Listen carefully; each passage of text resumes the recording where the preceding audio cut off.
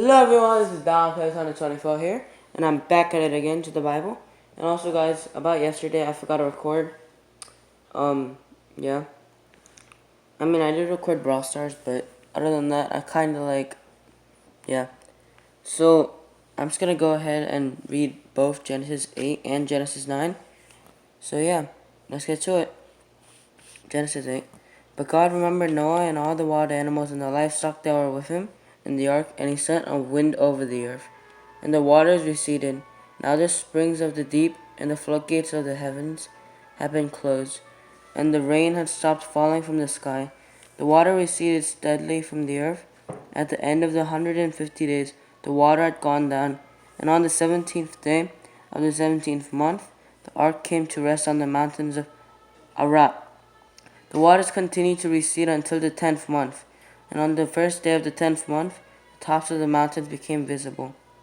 After 40 days, Noah opened the window he had made in the ark and sent out a raven, and it kept flying back and forth until the water had dried up from the earth.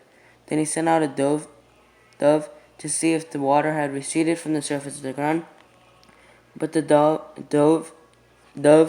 could find no place to set its feet because there was water over all the surface of the earth. So he returned to Noah in the ark. He reached out his hand and took the dove and brought it back to himself in the ark. He waited 7 more days and again sent out the dove from the ark. When the dove returned to him in the evening, there in its beak was a freshly plucked olive leaf.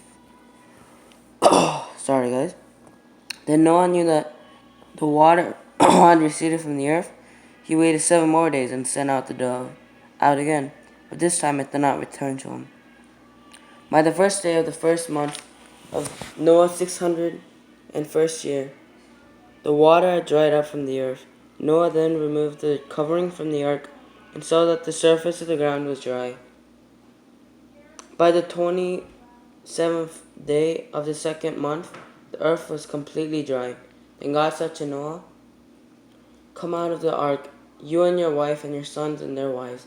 Bring out every kind of living creature that is with you, the birds, the animals, and the creatures that move along the ground, so they can multiply on the earth and be fruitful and increase in number upon it."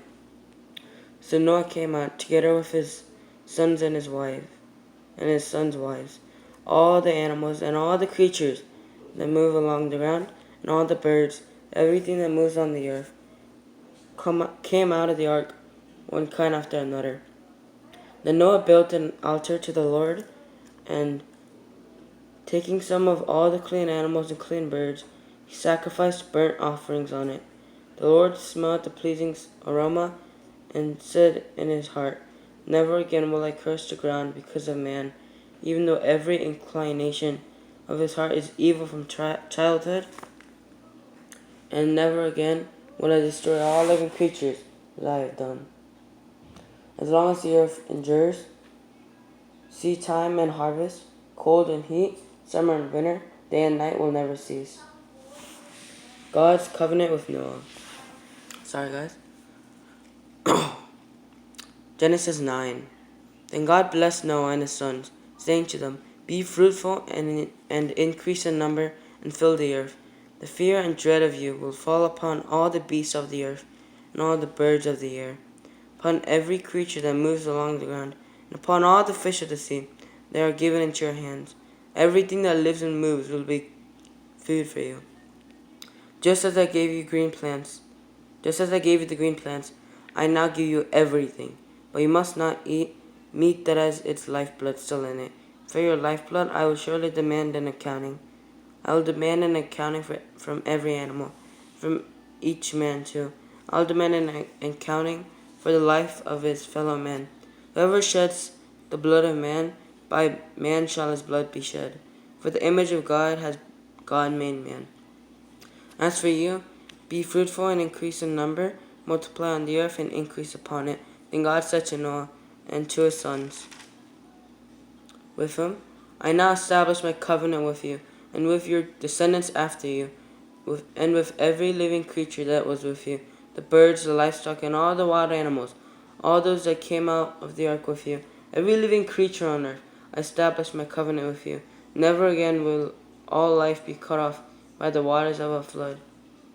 Never again will there be a flood to destroy the earth. God said, "This is the sign of the covenant I am making between me and you and every living creature with you, a covenant for all generations to come. I have set my rainbow in the clouds, and it will be the sign of the covenant between me and the earth. Whenever I bring clouds over the earth, and the rainbow appears in the clouds, I will remember my covenant between me and you and all living creatures of every kind. Never again will the waters become a flood to destroy all life.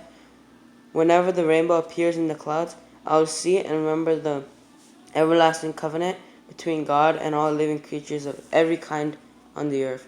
So God said to Noah, "This is the sign of the covenant I have established between me and all life on the earth." The sons of Noah. The sons of Noah who came out of the ark were Shem, Ham, and Japheth. Ham was the father of Canaan. These were the three sons of Noah, and from them came the people who were scattered over the earth. Noah, a man of the soil, proceeded to plant a vineyard. When he drank some of its wine, he became drunk and lay uncovered inside his tent.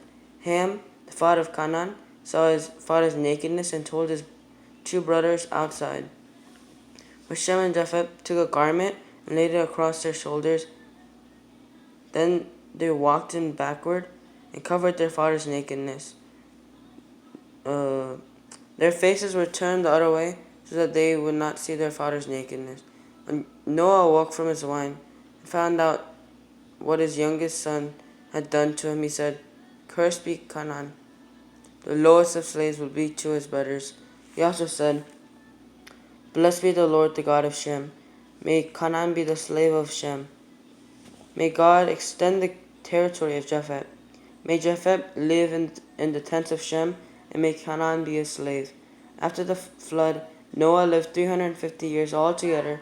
Noah lived 950 years, and then he died. Thank you guys for watching, and I hope that you guys enjoyed. Make sure to subscribe, and please leave a like down below. And I just wish that God really spoke to you guys. I just wanted to tell you guys that I'm trying to be really dedicated to this, but sometimes I forget to record. I hope you guys enjoy. Please subscribe down below, and please give it a thumbs up, and please click that little bell. Bye, guys.